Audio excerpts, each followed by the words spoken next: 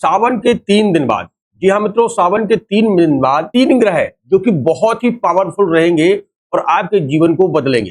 पहला है शुक्र, जो कि स्वराशि होने वाला है। और शुक्र जब जब अपनी राशि स्वराशि होता है तो वैवाहिक जीवन हो, लग्जरी लाइफ हो, परिवार हो, क्योंकि शुक्र आपके प्रेम का भी कारक है, शुक्र आपके धन का कारक है, शुक्र आपकी पत्नी का कारक है, शुक्र आपके पति का कारक है। तो जब भी शुक्र स्वराशि होता है, इनकी साथ में घर का मालिक बनता है, तो निश्चित तौर से वैवाहिक जीवन, प्रेम संबंध, धन आकर्षित करने वाला ग्रह रहेगा।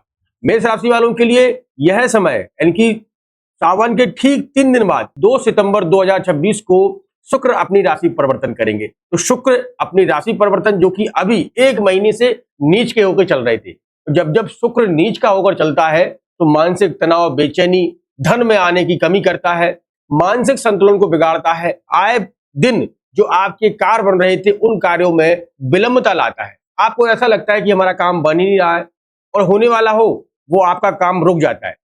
उसी प्रकार से शुक्र जब भी कुंडली में अपनी स्वराशि होते हैं, क्योंकि शुक्र के पास में 2 राशियां प्राप्त हैं, एक तो है तुला और दूसरा है वृषभ राशि। तो ये जब भी तुला और वृषभ राशि में जाते हैं तो निश्चित तौर से शुक्र को अपने स्वराशि माना जाता है।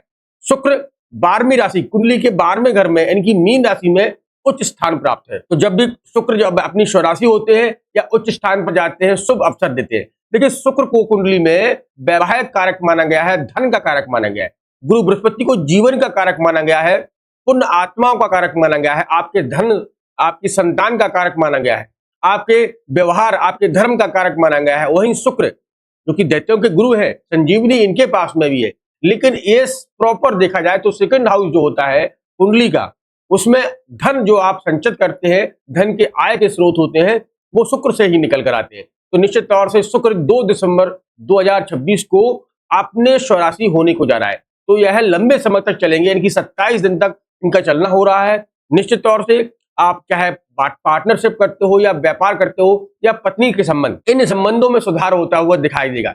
स्वराशि होने का मतलब है कि यहाँ यह बेहतर से बेहतर रिजल्ट देने के इच्छुक रहेंगे।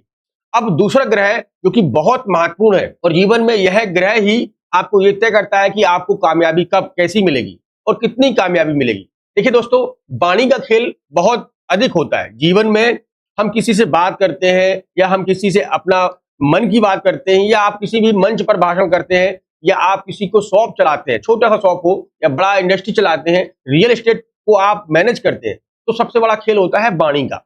वाणी इनकी बुध का कारक, और बुध स्वराशि होने को जा रहे हैं 7 सितंबर 2026 को कन्या राशि में गोचर करेंगे, जो कि आपके लिए एक महत्वपूर्ण समय रहेगा। कन्या राशि इनकी 6वें गांव, यहाँ बुध को उच्च का माना जाता है। कुंडली में एक ही ग्रह ऐसा है जो अपने ही घर में उच्च स्थान प्राप्त करता है, वो है बुध।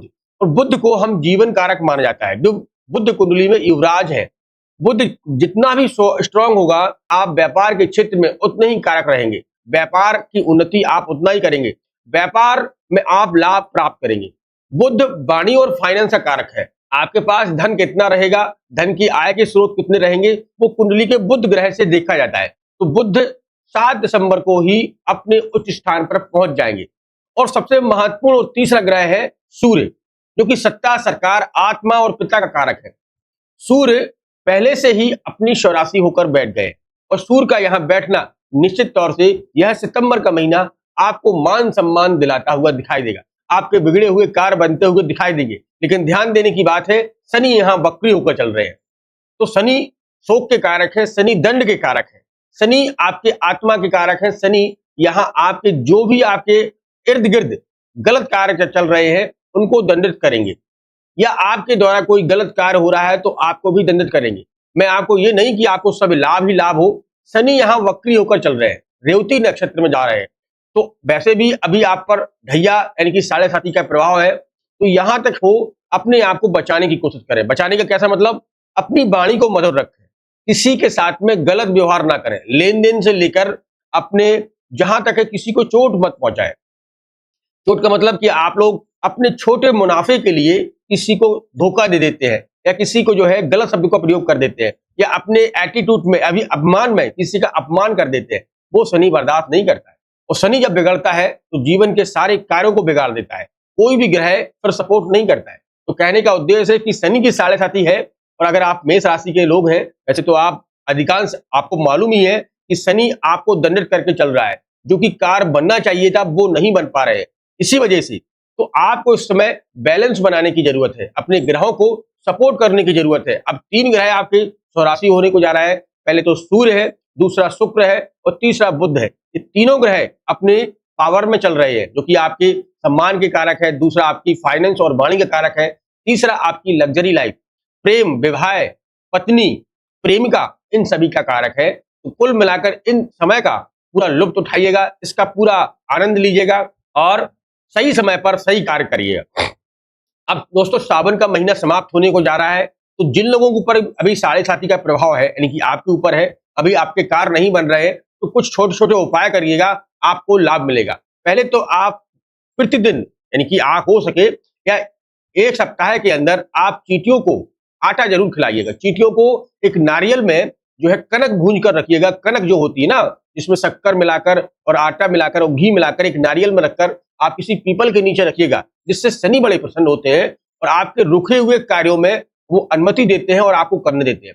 कुंडली में ग्रह ही आपको यह तय करते हैं कि जीवन आपका कैसा रहने वाला है। अगर आप गलत रास्ते से भटकते हैं या गलत रास्ते पर जाते हैं, तो दंड देना भी उनका कार्य है। तो हमें ये नहीं भूलना चाहिए कि हमें शनि के लिए निश्चित तौर से किसी को भी अपनी वाणी से या अपने व्यवहार से उनको दुख नहीं पहुंचाना है, उनको सपोर्ट करना है।